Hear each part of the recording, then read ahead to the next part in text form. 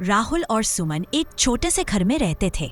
राहुल एक फैक्ट्री में काम करता था और सुमन घर घर जाकर लोगों के बर्तन धोया करती थी। उनकी सिर्फ एक बेटी थी, जाया, जो बहुत खूबसूरत थी। जो भी जाया को देखता बस उसे देखता ही रह जाता। एक दिन जब जाया और उसकी सहेली नेहा कॉलेज से घर वापस आ रही थी, जाया ने सड़क पर एक ऑटो में एयर होस्टेस बैठे देखा। उसकी जिंदगी कितनी अच्छी है, वो रोज नए जगहों पर जाती है। तुम भी एयर होस्टेस बन जाओ, फिर तुम्हें भी पूरे दुनिया को देखने का मौका मिलेगा।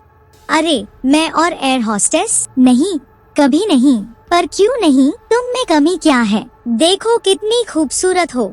प्योर कॉलेज में तुमसे ज्यादा खूबसूरत कोई नहीं होगी, और उस पर तुम्हारी हाइट भी इतनी अच्छी है। तुम्हारी इंग्लिश इतनी अच्छी है कि सबको फेल कर देती हो।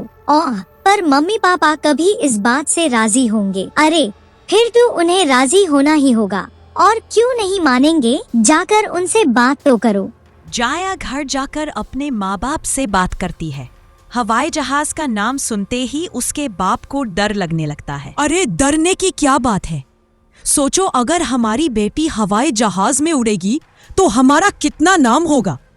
जब वो इतने खूबसूरत कपड़े पहनकर घर से निकलेगी तो मैं फक्र के साथ कहूंगा कि मेरी बेटी एयर होस्टेस है। जाया की माँ राजी हो जाती है और बाप को भी मना लेती है। जाया इस पर बहुत खुश होती है और एयर होस्टेस बनने की तैयारी में लग जाती है। वो दिन रात मेहनत करती है और फिर एयर होस्टेस के इंटरव्यू देने जाती है। जाया इंटरव्यू पास कर लेती है और आखिरकार एयर होस्टेस बन जाती है। आखिर मैं एयर होस्टेस बन ही गई।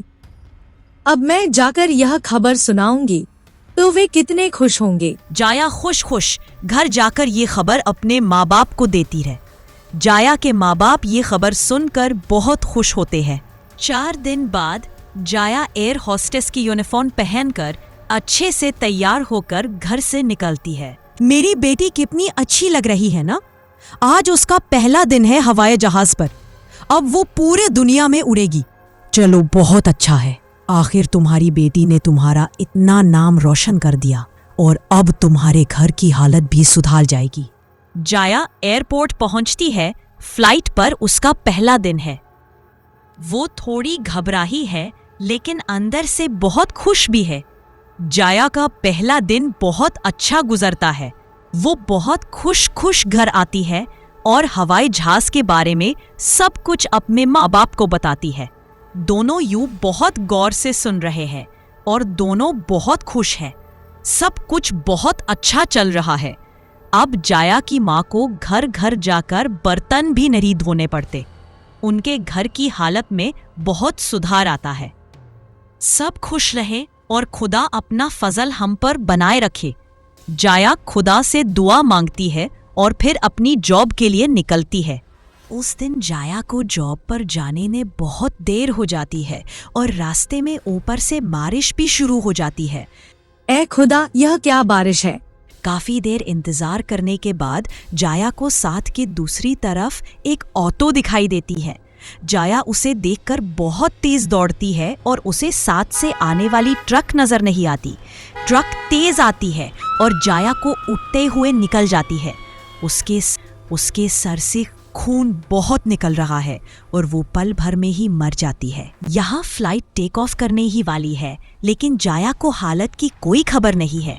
फ्लाइट टेक ऑफ कर लेती है। सब कुछ ठीक चल रहा है। सारे पैसेंजर्स अपने सीट्स पर आराम से बैठे हैं और फिर प्लेन हिलना शुरू हो जाता है। सारे पैसेंजर्स डर जाते हैं लेकिन फिर अचानक प्लेन हिलना बंद हो जाता है। फिर थोड़ी देर में एक एयर होस्टेस आती है। बच्चे की माँ आंखें बंद किए आराम से सो रही है। एयर होस्टेस एक पल में एक दयान में बदल जाती है। बच्चा उसे देखकर बहुत डर जाता है और चिल्लान। बच्चे की चीख सुनकर उसकी माँ अचानक उठ जाती है। वो बच्चे को संभालते हुए पूछती है, क्या हुआ बिट्टू? बुरा सपना तो नहीं आया? नहीं माँ, ये आंटी तो दयान है। मैंने उसे अभी देखा था। उसका चेहरा बहुत डरावना था, बिल्कुल दयान जैसा। बिट्टू बेटा, ऐसा किसी से मत कहना। चलो आंटी से माफी मांगो। अरे कोई बात नहीं मैडम, बच्चे ने शायद बुरा सपना देखा होगा और डर गया होगा। अरे जाया, तुम तो आज आई ही नहीं थी ना, फिर यहाँ कैसे आ गई? मैं आई थी, शायद आपने मुझे नहीं देखा। जाया वहाँ से चली जाती है। निधि को अच्छी तरह याद है कि जाया आज नहीं आई है और उसे इस बात पर बहुत हैरत होती है कि जाया चलती फ्लाइट में कैसे आ गई। निधि इसी सोच में है कि प्लेन फिर से हिलना शुरू हो जाता है। आखिर हो क्या रहा है, मुझे जल्दी जाकर देखना है। कोई नहीं समझ पाता कि प्लेन ऐसे बार बार क्यों हिल रहा है।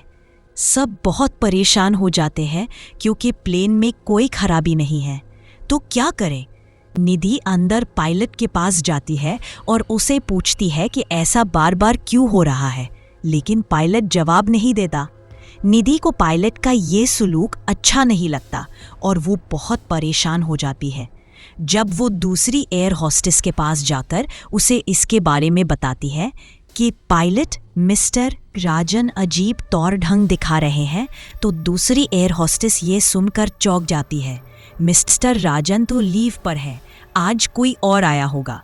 जब दोनों एयर होस्टेसेस अंदर जाकर पायलट का चेहरा देखती है तो वो मिस्टर राजन नहीं बल्कि कोई और है। तुम कौन हो? तुम हमारे पायलट नहीं हो। कोई भी सीट से हिलेगा तो मैं इस बच्चे को मार दूंगा। अबे लड़की, जाकर सबके साथ कोने में खड़ी हो जा। जाओ। सारी एयर होस्टेसेस डर कर एक तरफ खड़ी हो जाती हैं।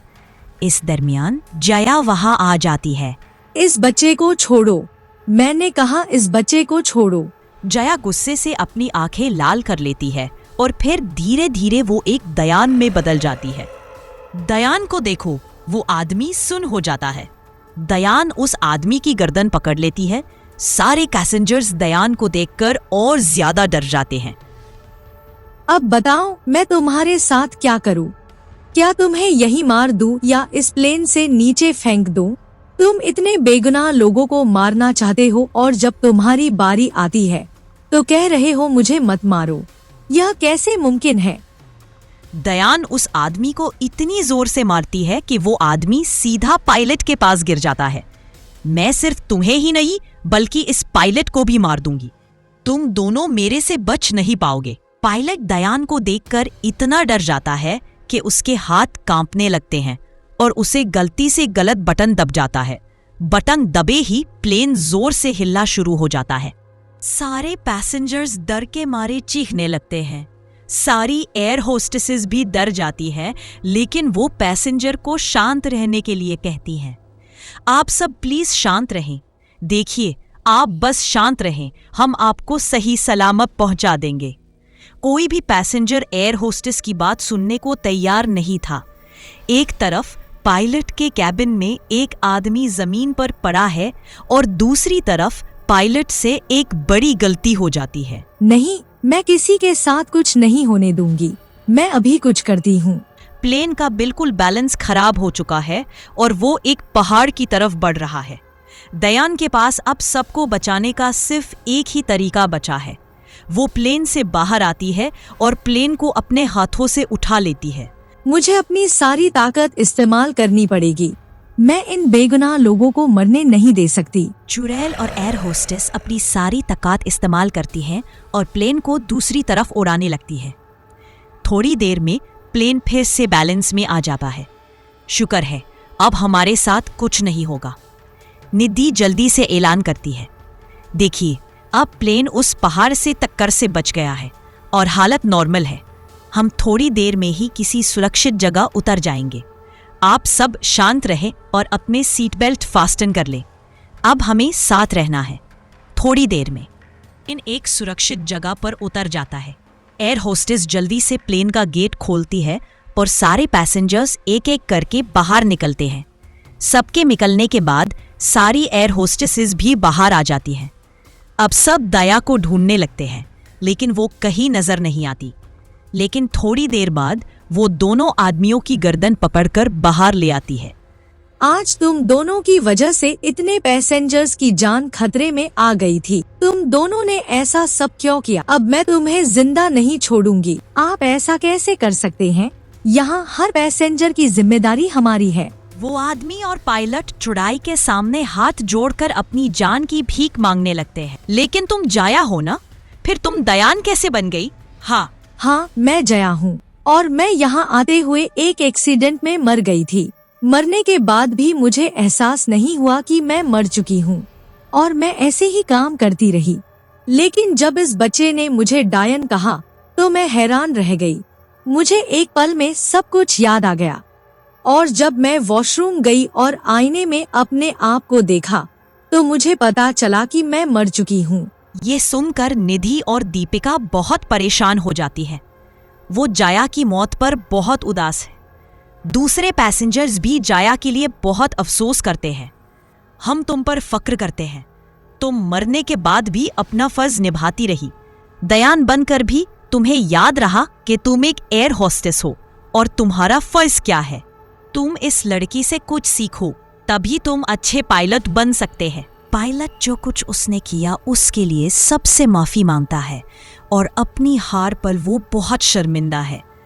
वो लोगों को एयरपोर्ट तक सही सलामत पहुंचा देता है और उसके बाद भी वो दयान एयर होस्टेस हमेशा पैसेंजर्स की मदद के लिए एयरपोर्ट पर भटकती रही। हमारे चैनल को सब्सक्राइब करना मत भूलना।